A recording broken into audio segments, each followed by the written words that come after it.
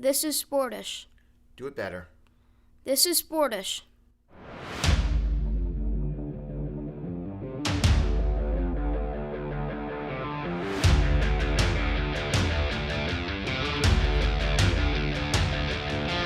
This is Sportish.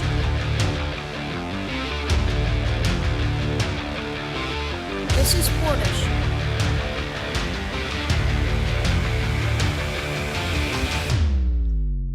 This is Sportish.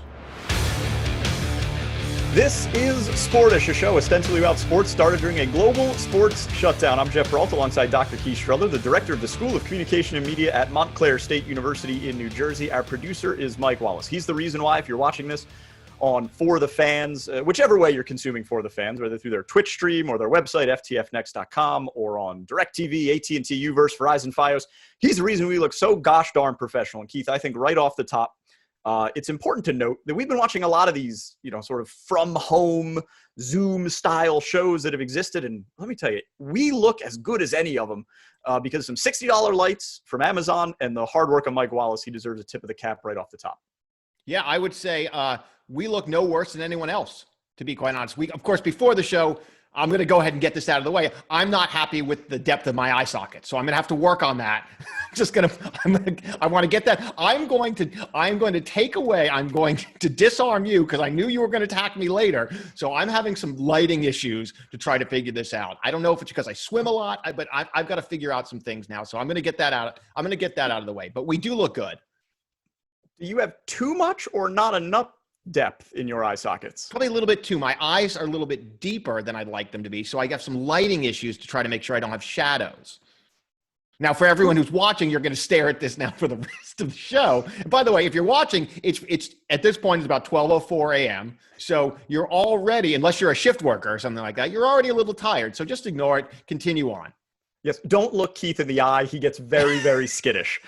Here's what's coming up on the program. The Ivy League has become the first Division I conference to shut down fall sports. Some D3 leagues have done it. Some Division III and Division II colleges have done it. The Ivy League is the first Division I league to say we are not playing sports in the fall, including football, because of coronavirus. We're going to talk with the athletic director at Cornell University, Keith Strudler's alma mater, Andy Noel, a little bit later in this program about how that decision was made and about why the Ivy League always finds themselves at the forefront of these decisions. Remember, they were the first to postpone their college basketball tournament way back in March when this pandemic got started. We're also going to talk about the intersection of sports and politics because a couple of politicians have made it very hard for athletes to stick to sports. We're talking about Kelly Loeffler, who's a senator from Georgia, a co-owner of the Atlanta Dream. And we're also talking about Senator Josh Hawley, who got entangled with Adrian Wojnarowski as he injected himself into the NBA's restart. And speaking of the NBA's restart, I want to begin this program in the bubble.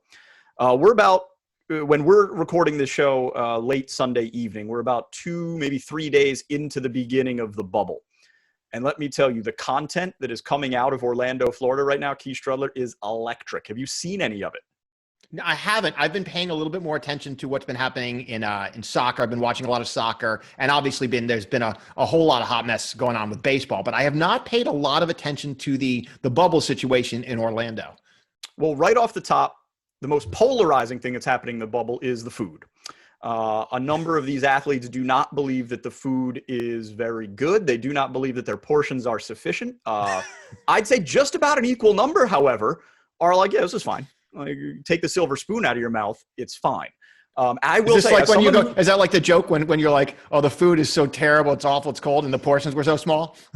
I will say, yeah, great, right. There is a bit of a, yeah.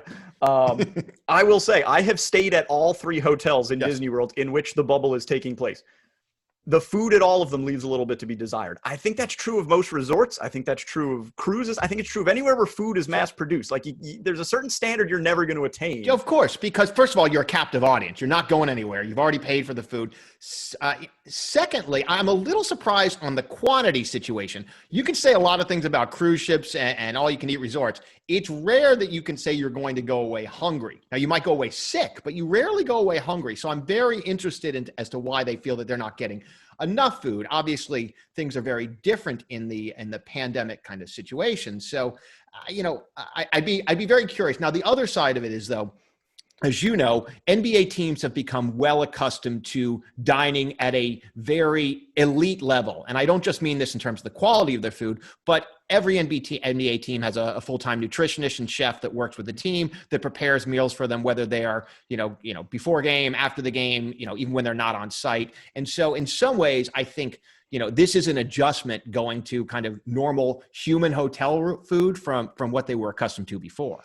I will also say, and this is because I've spent the better part of the last decade traveling with a Division I football team, I think regular folks, normal people, grossly underestimate the portion that an active athlete consumes, to the point where I know that when the football team that I work with travels, and there's about 85 to 88 people in the travel party in any given week, when we go to a restaurant for a team meal, they say put out food for 120. So it gives you an idea of what a regular person thinks is a proper portion and what an active athlete wants to eat as a proper portion are often two very, very different things. Yeah, and especially these are, 6'7", 6'8", very active males, in their 20s. That the metabolism's working overdrive. Football as a whole, because football not only they're eating to maintain an unnatural weight. Yeah. So they're eating, keep me at 300, whatever I need. But it's true for most every sport. I mean, go eat with a swim team sometime. Yeah. It's uncomfortable. Like you feel rushed because they're eating so fast. You don't want to be in a, kind of a family style situation with those folks because you feel like if you don't get in there, it's going to be gone. So I'll peel back the curtain on the eating of a Division I football team, the meal schedule of a team while they're traveling to a game. So it starts with a breakfast in the morning, and it's what you'd expect it to be. Sure. And then around noon to 1 o'clock, there's a lunch, and that's a little more than you might expect. So lunch often is, it's a deli sandwich, something like that. However, say you're traveling in a town and there's just to pick a random place, there's a Panera Bread there. And you think, all right, a normal person goes to Panera and they get one sandwich, one bag of chips, one baguette or what, and then maybe a cookie or something for dessert. Well, in the lunch for the football team, there's always 2 full sandwiches. Sure. And as a regular person, I don't ever eat my second sandwich. And let me tell you, I have never not found a taker for a third sandwich. About 5-6 hours later is dinner. And dinner is what I talked about. If there's 88 people there, they put out food for 120. And often that is not enough. And then this is what gets most people. At around 9 o'clock p.m., there's what's known as snack. Sure. And snack has been everything from half of a large pizza per person to a Chipotle burrito to a full Chick-fil-A dinner. So what a lot of people would consider another meal also becomes a snack. And again, I very, very rarely take my snack, and never has there been a snack left over. So I just, as a side note, I know a lot. I mean, look, cross-country teams, despite the fact that everyone's really typically pretty skinny, we eat a lot. In college, we would eat a ton because you're burning off so many calories. First of all, you're young, but you're running 10, 12 miles a day hard. You're burning off a ton of calories. But we would often, during track season, we would travel with the weight throwers as well. And those guys could put it down. Like you wanted to keep your hands and feet away from their mouth in case, it was like one of those tree shredders. They might just accidentally kind of get in there. Here's what these NBA players are doing for fun in the quarantine bubble. A lot of folks have gone fishing. You can actually fish right at all 3 of the resorts in which the players are staying at. Will they take the fish and then grill it for you? Sadly, it does not appear so. It appears that those fish go right back into the pond. A number of players have been heading out to some of the golf courses at Walt Disney World Resort. Apparently that is allowed. That got JJ Redick into a little bit of trouble. JJ Redick posted a picture on Instagram. He was out on the golf course and the water fountains on the course are closed. But JJ Redick was like, that's fine. I brought my own, and had a picture of a Bud Light sitting right next to it, which allowed arguably the best new Twitter account on the internet at NBA Bubble Life to put out a challenge to JJ Redick and said, how many retweets do I need to get for you to shotgun a Bud Light the next day? JJ said, you got to get me 10,000. And he got his 10,000 in about 5 hours. And JJ Redick, true to his word, shotgunned a Bud Light from an ice tub after practice. So this is the kind of content, Keith, that we're getting inside the NBA bubble. And I got to tell you, it's to the point where I don't even want there to be basketball. Yeah. I just want to keep seeing these guys' life as they live in Orlando. Is it possible that the success of the bubble might lead us to always have a bubble? For example, is there a scenario by which this is actually the NBA has now figured out the trade secret, and all of these leagues that were, to be fair, are going to struggle for new revenue over the next decade because of the way that the media ecology is evolving and live attendance, which is going to be shaky. Perhaps we've moved from just sports to sports plus reality television. I had that exact thought earlier today, that this might be the secret sauce, that you have both sports and reality television fused into one. And I mean, if you think about it, you know this, a lot of people love sports because the teams represent cities that they're from, and they like to, my city's better than yours. But that's I think fading away amongst the younger generation. I think they don't care about that much as much as older people. And once that goes, there's absolutely no reason to affiliate teams with cities. Put them all in one location and turn the cameras on. You're right. I mean, place is increasingly irrelevant, even despite this kind of fiercely nationalistic moment we're going through in general in a highly postmodern global society. Place means almost nothing, and the NBA has been at the front of this. But should I be the first to suggest and invite Sportish maybe break this idea? NBA below deck. Well, below deck is a guilty pleasure of mine. So what you're saying, are you saying essentially you put every team on their own super yacht? On a super yacht with a young, attractive crew that really is ill-equipped to handle. And so all of a sudden, Chris Paul's going to be like, I want to take the jet skis out today. And then they have to go through all of that. Is that possible? It's possible. And I think you're going to get extra drama from the fact that there does need to be a young, attractive crew sort of outside of the NBA world that are staffing these super yachts. Because again, as we speak now on Sunday night, and you're hearing this no earlier than Wednesday evening. So a nice way to put midnight. Well, to be fair, you might be mountain time. It's a great point. Certainly, yeah. Still night, but closer to evening. There has been one report of a woman invited into the bubble. It's a big no-no. One woman did put on Twitter that she has already been invited into the bubble. And let me tell you, it took longer than I thought it would. How long was the bubble around for the invitations to be extended? Probably about 40 hours. into a 3-month entanglement.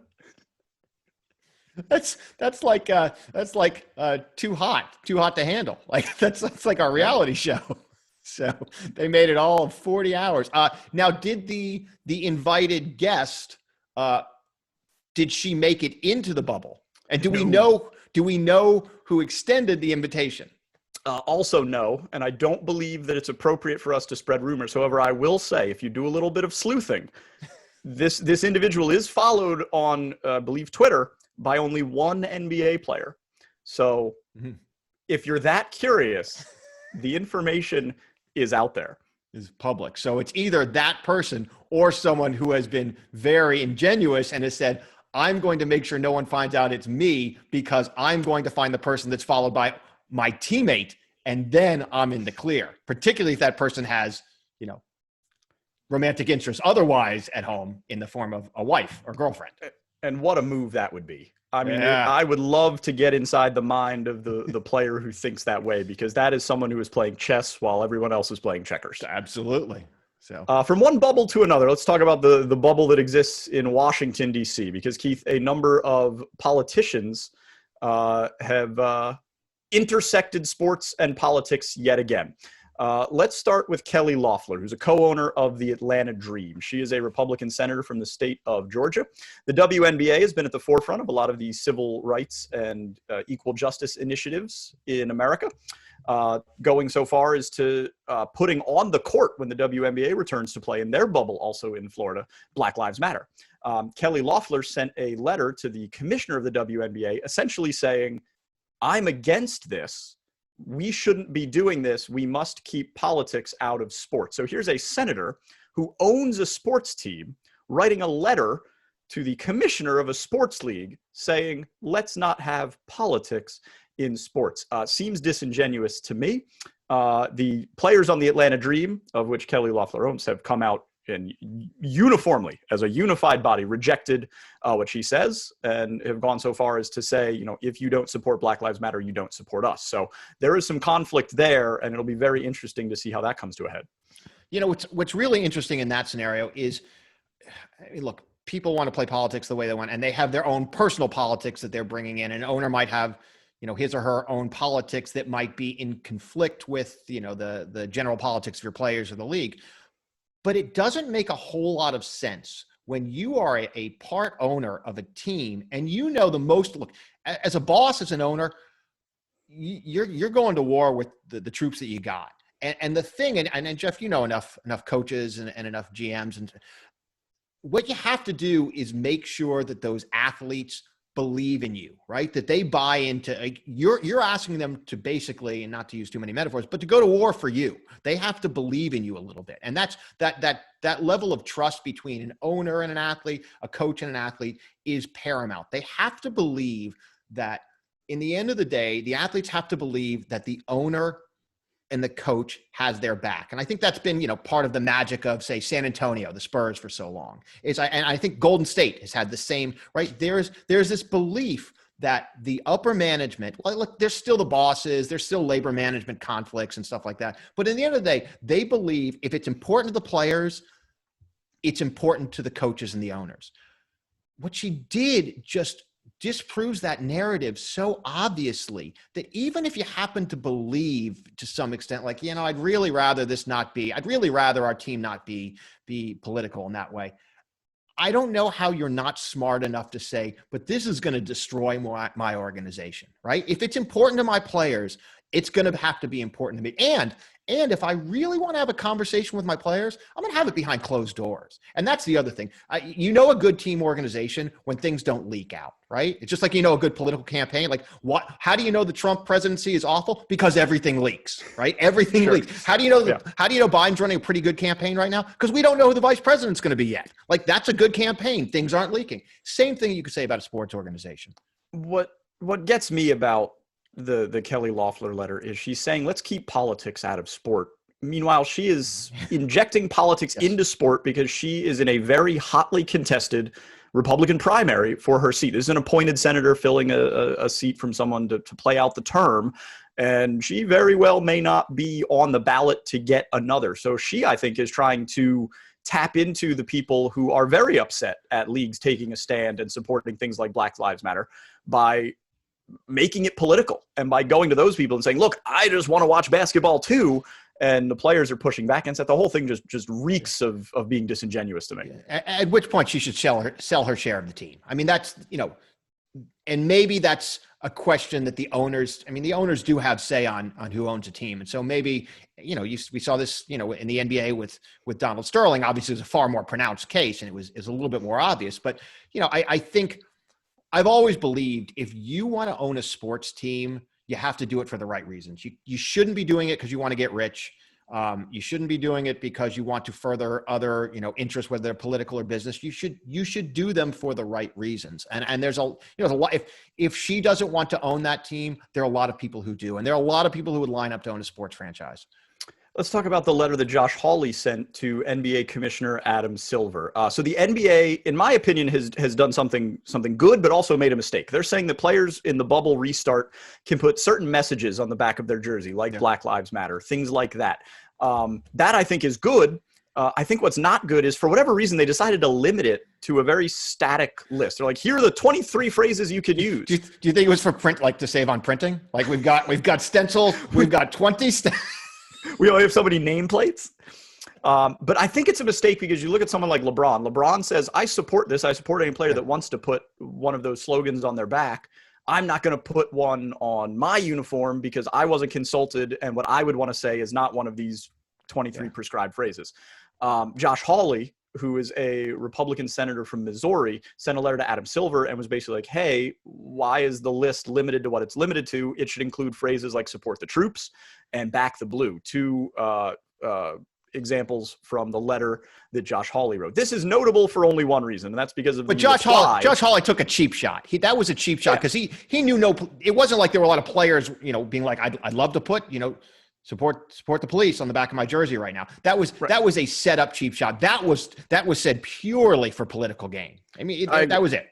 And I don't think we'd be talking about it if it wasn't for the response that ESPN's Adrian Wojnarowski sent back to Josh Hawley, which can't be repeated on this program, but it was essentially fudge you. And it wasn't essentially that, it was exactly that, actually. By the way, how great is it that we can say we can't say that because we're on television. We're on television. If this was only a podcast, and maybe we could like dub in for the Apple podcast or the Stitcher or the Spotify or whatever, what was actually said. But yeah, we don't know where the line is on on For the Fans. For the Fans Network, sure. Yeah, and it's best not to cross it. No. So that's what Woj sent back. I was torn between going with fudge you or calling it a Woj F-bomb. So I made my choice, and I'm kind of regretting it now. The F-bomb's much better. The Woj F-bomb is much better. I think it might have been. But that's why we're talking about this, because that got more play as then Josh Hawley basically said, hey, ESPN and NBA writers, clearly they're showing their bias. And Woj has been suspended for what he has sent back. Yeah, and so look, we had a heated discussion about this before the program. And by the way, if any of the viewers want to know what we sound like off the air, it's exactly like this, but with a lot more venom, with a lot more hate and disdain. So it's this, but far more personal. So how do you think Keith knows about his eye sockets? It's because we just tear each other down. Like normally in most places, you want to build each other up before, like, we're going to have a great show. Nope. It's exactly the opposite. You want to survive on this show, you walk through the fire. So I understand. And I love Woj, right? And I love Woj for two reasons. I think he's the best in the business of breaking stories. And B, I met him and he did a talk with me. And yeah, I was waiting for that. He's like, you love him because you know him. And by know, you met one time. No, we had a great conversation, great talk. All right, so not as well attended as I'd hoped, but great talk nonetheless. He is a great guy. Really gives back to students and so forth. And a hard worker. He has made his career. That said, I understand that why Woj was disappointed. I also understand that Woj should have taken him to task with the power of the pen that he has. Woj has a lot of influence, right? And he could have written a scathing column calling him out. I think when he sent a personal email with that as basically, it's a very short email, It's a two word email. 7 letters. I don't believe any punctuation. I think he crossed a line that journalists should not cross. And he is a journalist.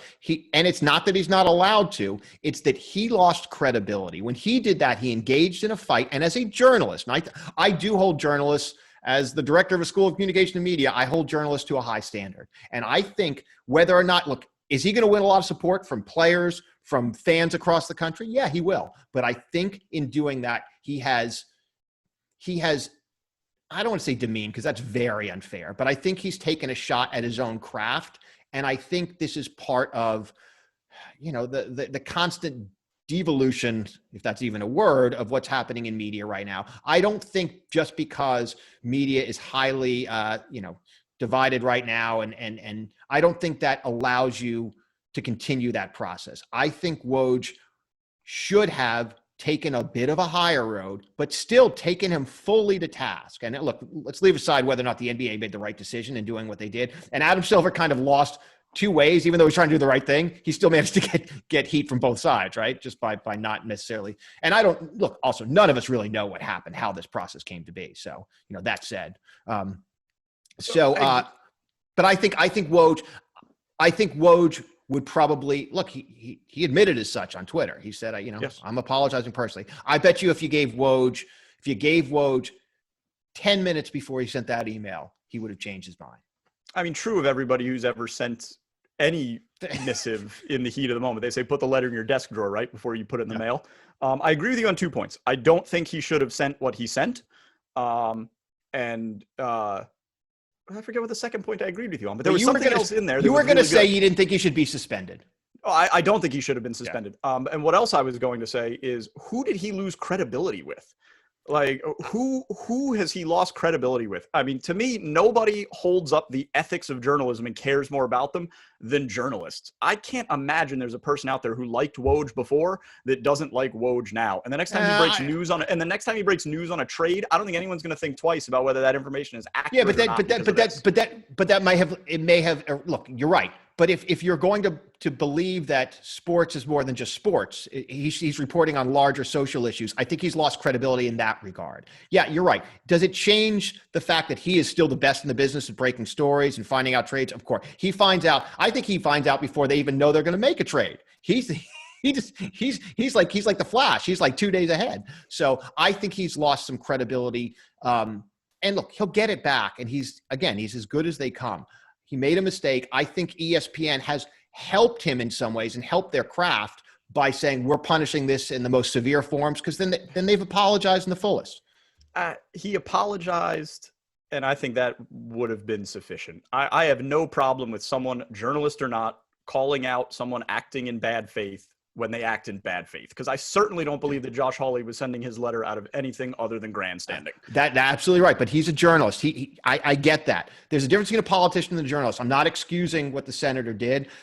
I do believe that Woj should have taken him to task and written a very powerful commentary on the platform that he had. And if he did that, we wouldn't be talking about the controversy. We'd be talking about what a good column Woj wrote. I think you're playing by 2015 rules in a 2020 world. I just think the world is so much different now that a lot of those things simply aren't true anymore. We got to move along to what may be the biggest story of the past week: the Ivy League becoming the first Division I conference to cancel their fall sports schedule. That's what we're going to talk about with our guest here on Sportish. Andy Noel is the athletic director at Cornell University in Ithaca, member of the Ivy League, which earlier this week became the first Division I conference to suspend athletic competitions in the fall. Andy, thank you so much for being with us and talking about the decision that the Ivy League and Cornell University came to. It's a pleasure to catch up with you guys. I'd like to start not with the decision that was made in the last few days, but the decision that the Ivy League came to back in March when they were the first Division I conference to cancel their college basketball tournament. It seems like the Ivy League saw the writing on the wall with the coronavirus pandemic long before the rest of the country. What allowed you guys, what were you seeing to make that decision when you did? Well, I must be honest and say I wasn't seeing anything.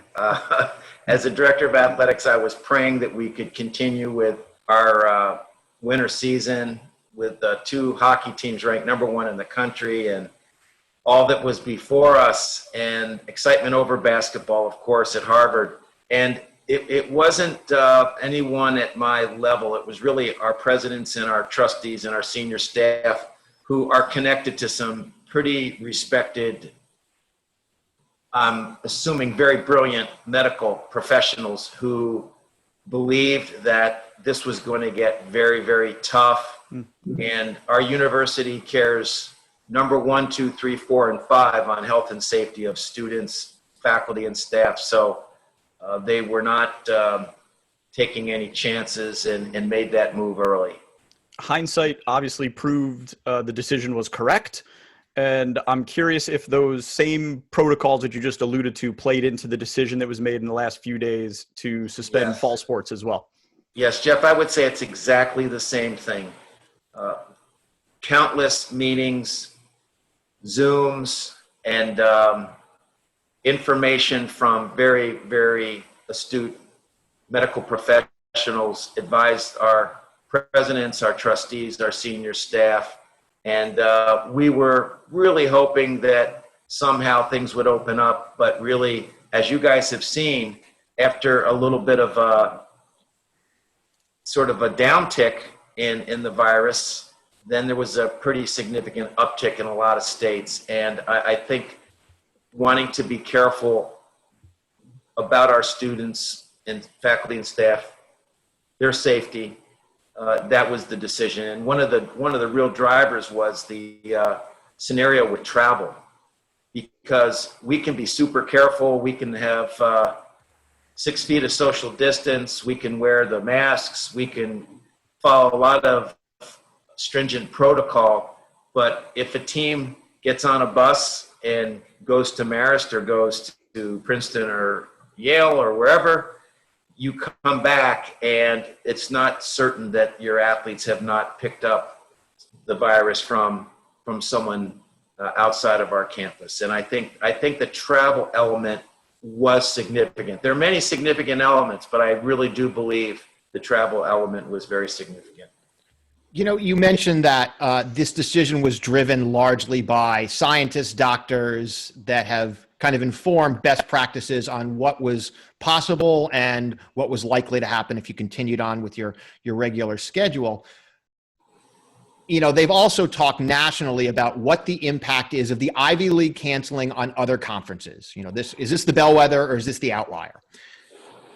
In many cases, it sounds like too many decisions or a lot of decisions are being driven by finances.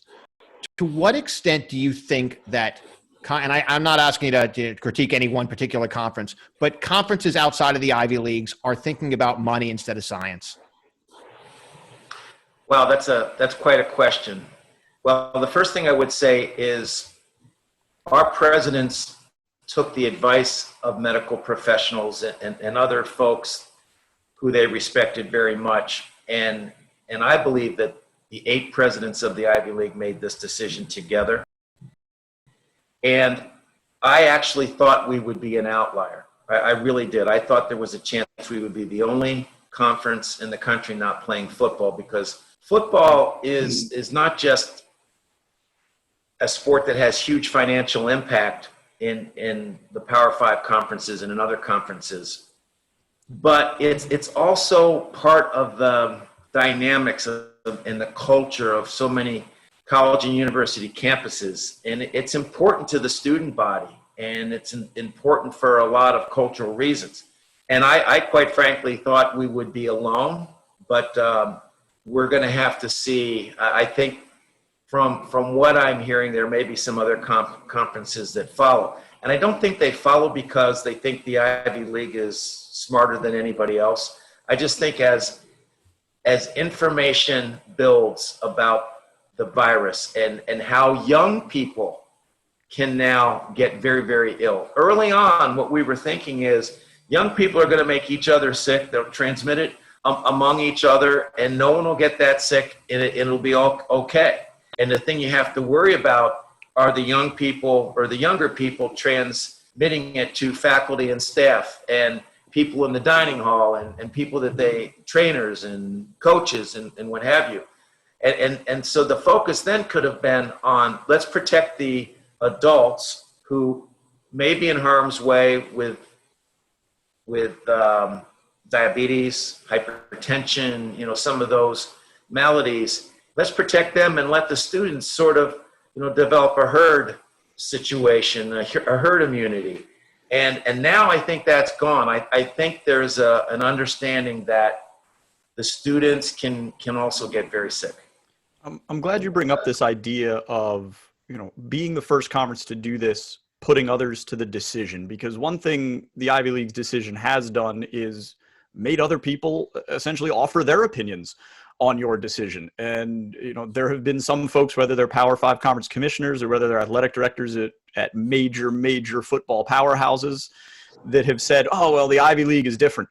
Is it that different? I'm curious if being a leader is something that you and the rest of your athletic directors and your college presidents felt was important in making the decision when you've made it, being first. Yeah, Jeff, to be honest with you, I don't really think the ADs or the presidents or the people that made the decision did so to be a leader. I really don't, because I think everybody knew there was going to be heartbreak across the board if we didn't have athletics in the fall. It was going to impact tons of students, parents, alumni, friends, and impact the culture of the campus to some degree.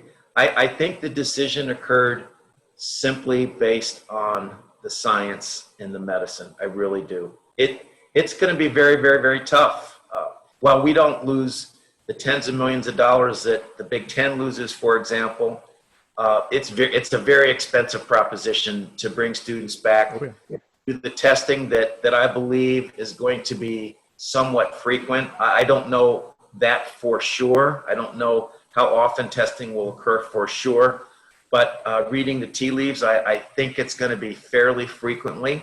And it's going to be extremely expensive. But the university wants our students to continue their education and have as much of a residential experience as possible. But it'll be a hybrid at Cornell, some in person, some residential, some online after Thanksgiving.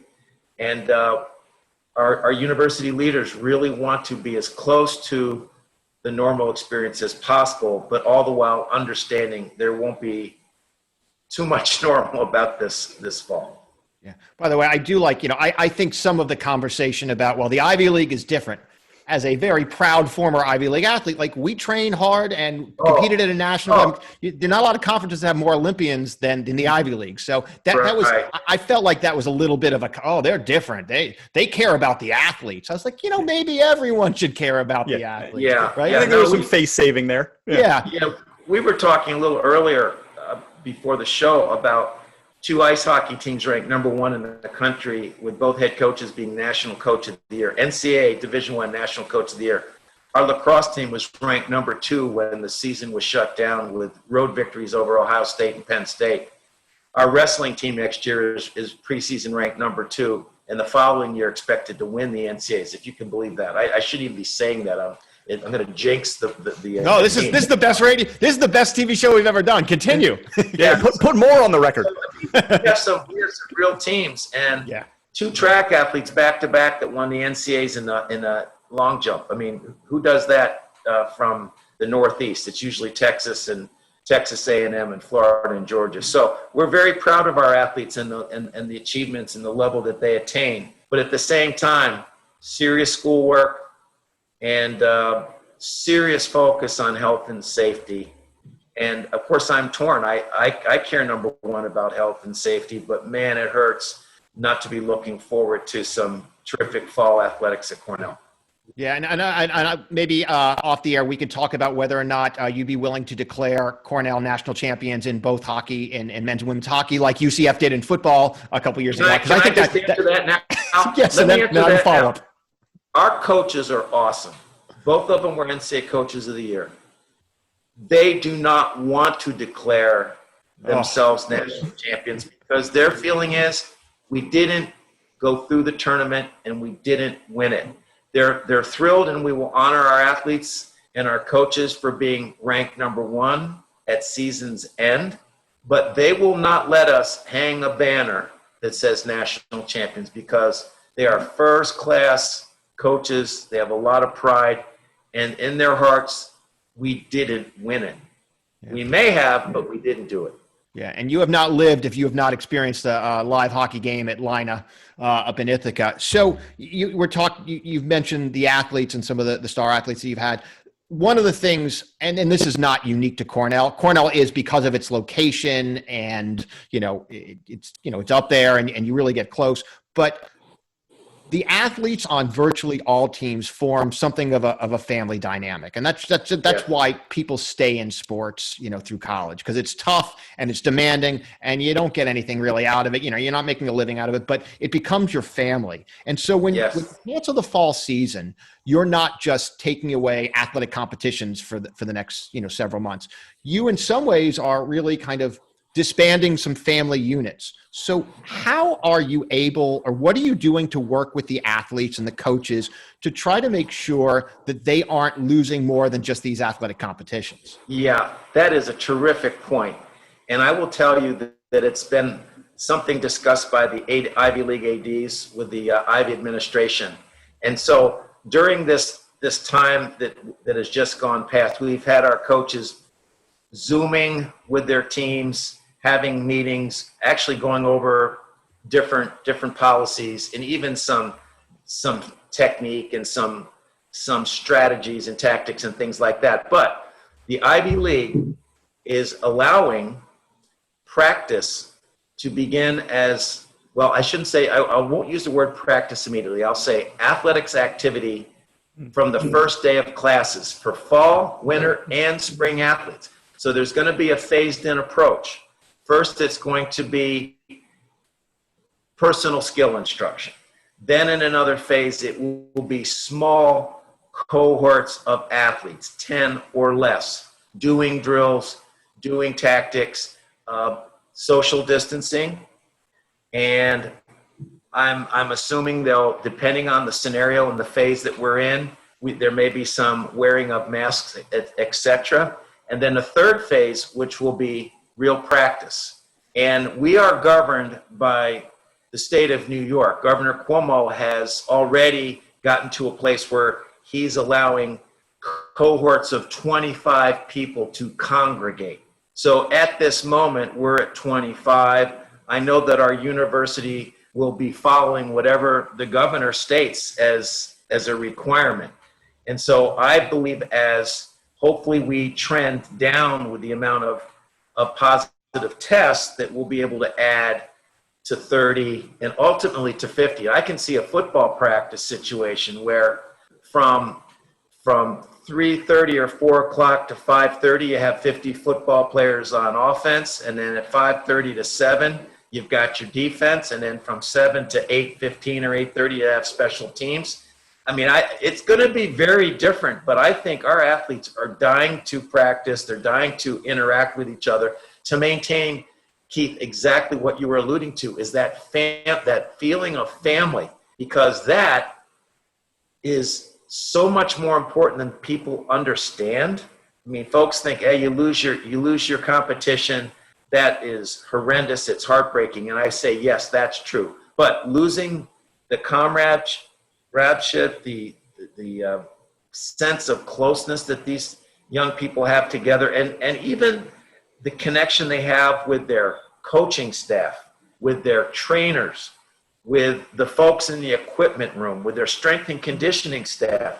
That it really is, Keith, you hit it on the head. It's a family. It's an important part of the culture of being at university or college for so many of these young people. I want one final question. I want to get comfortable, though. Before we do that, I'm going to put on something just to make you feel at home. Oh, yeah. boy. Oh, Yeah. boy. He almost put an arm through the head hole there. There we go.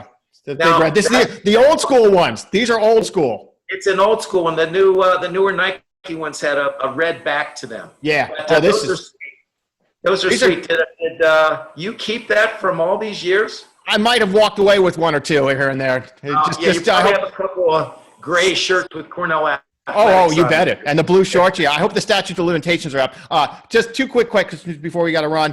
One is, if you have any extra football helmets floating around, it would make a great set for Sportish. Just here to we let go. you know. Okay. Now, Keith, if I get you a helmet, will you definitely put it up there on the shelf? Oh, you got it. I'll wear it on the show. He'll wear it on his head, put it on the shelf. You have a helmet coming, I promise you. Oh, we got it. Definitely get you a helmet. All right. And last quick question, and just a short answer on this. Do you think that you're going to be playing football in the spring? I think it's 50-50. As you probably have read, Harvard's welcoming back the first years and some other cohorts of students. Princeton, for one semester, will have freshmen and juniors. For another semester, they'll have sophomores and seniors. Different Ivy universities are welcoming back different cohorts of students because some schools have a real issue with room in their residential colleges, which we used to call residence halls. So Cornell is the only Ivy school that's welcoming back every class. And so because of that, I worry that some of the other Ivies won't have a full complement of players. Not that it's impossible, and maybe those schools will come up with some sort of program and plan to allow those players to come back. There's a lot of enthusiasm about spring football, a lot. I support it.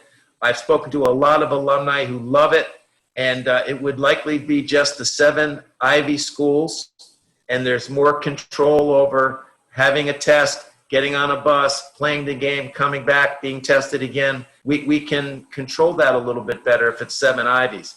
But I think it's 50-50. That's my off the top of my head guess, but not an easy thing to accomplish. Andy Noel is the athletic director at Cornell University. Thank you so much for coming on, sharing your insights, and making Keith Strudler's day. Look how happy he is now that he's got a helmet coming in. He's a big kid, and you made him smile. I promise. That's going to happen, Keith. That's and great. guys, thanks for inviting me. It really was fun catching up with you. Thanks, Andy. All the best, guys. Woo! As we bring the program to a close this week, we want to highlight something that's gone outside of the sports world that needs to be looked at with the lens that sports are often talked about. Throughout the eternity of this show's life, which is now pushing 4 months, we have made it our mission to document how the coronavirus has impacted the world. And well, Keith, the ground beneath our feet has shook this week. 7/11 has come and gone, and that's the date, July 11th. It has come and gone, and with it has gone Free Slurpee Day at 7-Eleven, the American institution. There were no free Slurpees given out on July 11th this year, and I, for one, heartbroken. It was difficult, and I think we all felt it right here and right here in our mouths, and our brains, where we should be getting that sweet brain freeze, of course, when they were unable to provide free Slurpees. Now, I will say this, and let's preface this. 7-Eleven has made a considerable donation, I believe, to a national food bank. We congratulate them for that, of course. Support that. Doesn't mean you could have done that and given me a free Slurpee. Absolutely. I will also make the point that the Slurpee machine may be the easiest place to get a communicable disease, other than a roadside kids pool at a discount motel and the Blarney Stone. So that makes it number 3. So I might suggest that lining lots and lots of people up in a small space to very likely lick the Slurpee machine, which is the premise of almost every stoner movie ever. Very likely lick the Slurpee. What 7-Eleven are you going to? Who's very likely licking the Slurpee machine? I've seen a lot of very poor hygiene habits displayed around the Slurpee. Slurpees make people crazy. They make people crazy. They want to put it. They want to get a little extra. They put their mouth. So it makes everyone crazy. It is not a horrible idea that we perhaps delay this. Now, as you know, 7-Eleven Free Slurpee Day is one of the 2 most important free food days in America. The other, of course, is Dunkin' Donuts Free Donut Day. And they are kind of fist and glove, hand in hand. They're very important. I am more than willing to do my part as an American to stop the spread, to say, hey, you know what? It's not the time to crowd the 7-Eleven, the big gulps, all that kind of stuff, so we can stop the spread. What I'm asking is 7-Eleven, the glorious day that we announced that a vaccine, an end to this pandemic is coming, the second announcement should be from 7-Eleven headquarters saying, America, congratulations. 3 weeks from now, when you're all vaccinated, bring us your vaccination note and you will get a free Slurpee. Well, from your lips to the chorus of angels, because we need that as a society. We need that. And by we, I mean the society of one. We need that. Why is it so much better when it's free? You could go in. Why is it it's so much better? True of everything in the world. You could have bought a Cornell football helmet, but Andy Noel's going to send you one. And isn't that better? Yeah, everything tastes better when it's free. I tell you what, I hope you drink a Slurpee out of that Cornell football helmet when it finally arrives. And on that note, it's all the time we've got for this episode of Sportish. I want to thank our producer, Mike Wallace, my co-host, Dr. Keith Strudler, who runs the School of Communication and Media at Montclair State University. My name is Geoff Brault. Thanks for joining us, whether on For the Fans or however podcasts or served. We hope that we will see you again next week. In the meantime, get at us on Twitter at SportishPod. Thanks for hanging out. See you. Thanks for listening to Sportish. See you next time.